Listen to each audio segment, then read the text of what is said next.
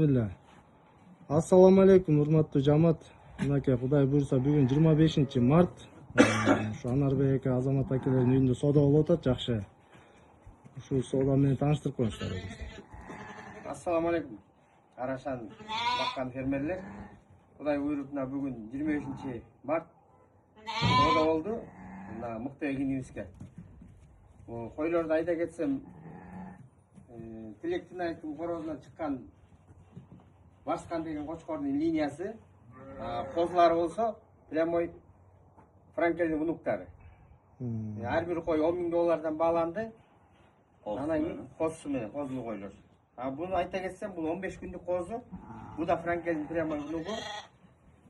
Кайманаты неме? Пантера. Бул өзүнчө соода болду. Өзүнчө соода болду, $20,000 бааланды. Берекесин берсин эки жакка. Берекесин берсин. Биз бул кандай жол менен алмашып айта кетели? Ошону айта кетели. Дамир корозунан Франкелдин түз баласы арбатып алып келгенбиз.